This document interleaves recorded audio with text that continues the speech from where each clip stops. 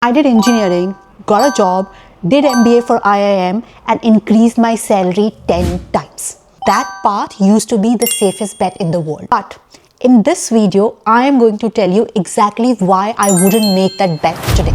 These are the things I would do completely differently if I was starting my career today. The first thing is, I would not assume that the MBA math still works the same way. I read somewhere that between January 2023 and mid 2025, the entry-level job posting across consulting, finance and law in US has dropped roughly 35%. You'll see same news across UK, India, everywhere in the world. And that's not happening because of the economy. It is happening because AI is replacing a lot of these entry-level jobs. I work in consulting and I have seen it in my company. I've seen it across the industry. The headcount for juniors and associate have either been reduced or they have been frozen. Because a lot of these new hires were doing research work, modeling, admin work, which is now being replaced by AI. When I made my decision of doing MBA 7 to 8 years ago, I bet on the formula. Pay the money to do MBA, get the brand name, get the network, and get the guaranteed increase in the salary. But that formula assumed that a lot of entry-level job will still be there and companies will still be interested in paying so much money to take them, to nurture them, which might not be true in present situation. And I'm not telling you to not do MBA. What I'm telling is today, if I had to do MBA, I would evaluate it completely differently. I would look at their curriculum and evaluate that whether they are teaching me the newest technology, whether they are teaching me how to judge AI output, how to write prompt, all the other things that are relevant today. Because if they are still teaching me Excel modeling like they were doing 10 years ago, it's not worth spending lakhs and lakhs of money. Anyways, in today, there are so many resources available on YouTube, on other online platforms where you can learn and actually build a lot of skills. So instead of investing 20 to 25 lakhs on getting just that brand name, I would really think through and understand that do I really need to spend that much of money or can I use that money to do something more fruitful or something more innovative? Second thing is, I would stop treating the big companies as safe choices. See, when I did my MBA, joining a big company like Oracle, TCS, Accenture, Deloitte, HUL over a startup felt like the obvious safe choice. Steady paycheck, known brand, less risk. But that's not true anymore. In last few years, there have been layoffs across the companies, whether they are tech companies, not tech companies, whether they are more established companies or they are startup. In US itself, nearly 300,000 jobs have been cut, with AI cited as the main reason.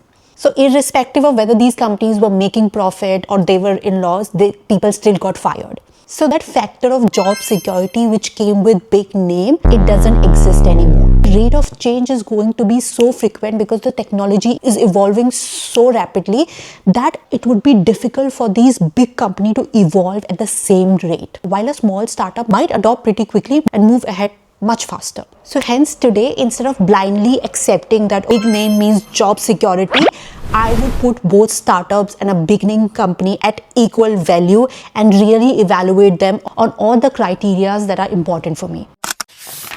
The third thing is, I would stop assuming there is only one career path.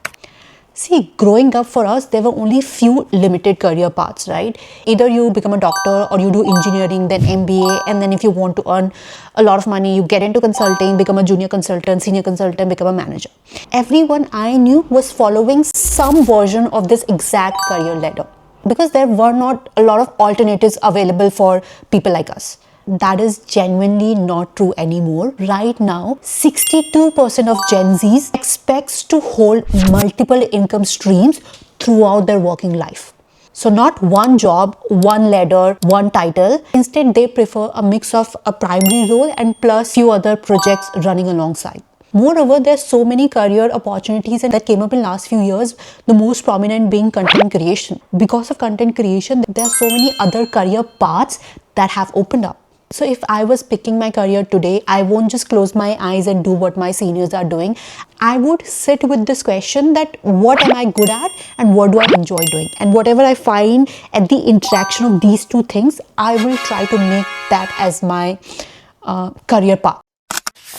Related to that, my next point is I would take the riskier long-term bet instead of the fastest paycheck. See, when I picked my first role, I picked the one that paid more, not the one I actually wanted to do. And at that time, that decision seemed right because I was thinking of next 12 months, not next 12 years. I'm genuinely happy where I ended up.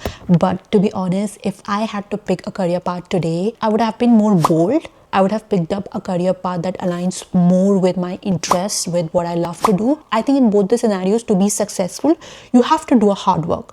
But in case of first scenario, you do a hard work and in initial few years, you might not get a lot of money or a lot of success, but after a few years, when you've put a lot of hard work, the rewards that you get are exponential instead of linear. The next one would be, I would start a side hustle from day one, not when I have time. Now, this is the one that I regret the most. When we were growing up, the culture of side hustle was not that prominent, right? We thought that side hustle is something you do when you're bored or when you have a lot of time. Today, 58% of Gen Z already has a side hustle running, the highest of any generation on record. They're not doing this for just some extra pocket money. A third of them are planning to make this as their primary source of income. And they can do this today because the barrier to start has collapsed. The tools to build, market, sell anything yourself are so much more accessible than they were a few years ago. I've seen so many young people on Instagram starting their shop, starting their business and doing so well. Even if it fails, imagine the learning that you'll get from it. That's the learning that's going to help you in your next job or in your next business that you're going to start. There is no better time than today to experiment, to explore and to try different things. Because the security that came with the conventional job, it doesn't exist anymore. People who have worked in a company for 30 years, 40 years are being laid off. The technology is evolving so rapidly that it's becoming difficult for people to catch up. So this side hustle become like an insurance. You know that there is something going on for you if you get fired or from your main job. The last thing I would do differently is I would not only focus on building functional knowledge, but put more focus on building soft skill and judgment. When I started my consulting job many years ago, I focused on building my functional knowledge to make that my edge, whether it is supply chain framework, industry knowledge, Excel modeling, other data analytical tool modeling. I made them my strength and that became my edge. It doesn't work like that anymore. Right now, if somebody asks me and a junior analyst to provide a point of view about an industry on a certain topic, we both are going to use AI to do it. So knowledge is no longer a unique skill. It's no longer an edge. There is so much of knowledge and information out there on internet, and AI can consolidate that and can produce more points more holistically than I can think about. The actual skill is to actually judge the output of AI. And what will differentiate me from other people in my company is how well I'm using my soft skills. So how well I am actually understanding the client problem and giving them the solution that they actually need, how good my relationships are with my client, how good my network is, how well I'm actually navigating the politics. All these things which initially I didn't pay attention to at all because I thought I'll build my functional knowledge so strong that I'll become indispensable. But today I wouldn't do that. Today I would definitely focus more on building my soft skill, on building that critical thinking, that judgment, instead of focusing on the functional skills. In the end, I would just say that the things that used to guarantee safety, right degree, big company name, the linear path, the deep functional knowledge, none of that comes with guarantee anymore. But the flip side is also true. Building something of your own has never been this accessible before. Your critical thinking, your soft skill has never been this important before. And hence, I'm not telling you that the old path is wrong. It was right at that time, it got me here, I am grateful. But today, if I had to make the decision, I wouldn't just blindly make same decisions. That's all for this video, guys. It was a little bit different, but I hope it helped you. And if you are navigating any of these decisions right now in your life about MBA, about career path, about education, then do let me know in the comments. And I'll see you in the next video.